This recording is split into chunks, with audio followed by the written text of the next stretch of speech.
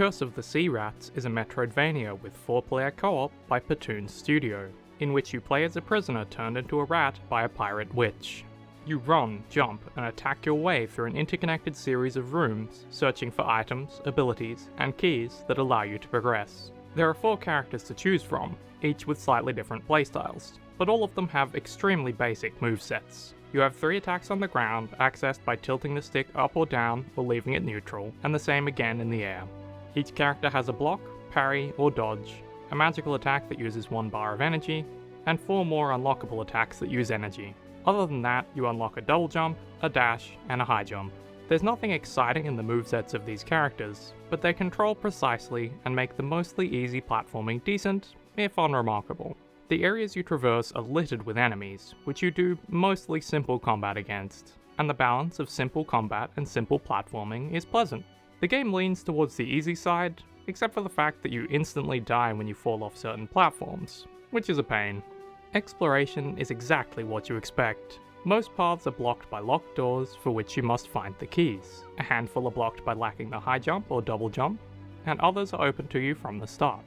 Once you find and kill a boss, you'll get a key or ability and be able to access a new area. A few times, I followed every open door marked on my map to a dead end, and ended up stumped, not realizing that a half-explored room looks similar to a fully explored room on the map, and that I had missed the singular path forward by not walking to the other side of a room. It was quite frustrating to wander around the world, being sure that a room must have something I missed, but not being able to tell from the map. The co-op seems fine from the tiny amount I tried, but the game is already easy alone. As long as you level yourself up a bit and buy a few upgrades before fighting the first boss, you can beat a lot of bosses by just out-damaging them and spamming your energy-based abilities. Most of the boss designs are fun but unremarkable, with the exception of a couple of heinously long bosses at the end of the game. The writing here is too on the nose, with every character having a single character trait that is supposed to be funny. For example, there's a gay character, 3 fat characters, and a vampire, and all their dialogue is about them being gay, fat, or a vampire. The overall story is unremarkable, and the voice acting ranges from acceptable to outright bad. The hand-drawn art is nice, at least. Curse of the Sea Rats used too closely to the Metroidvania formula.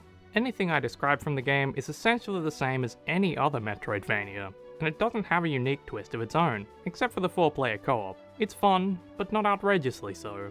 I enjoyed the 6 hours I took to complete it, but it's so generic that I only recommend it if you really like Metroidvanias, or really want a co-op one to play.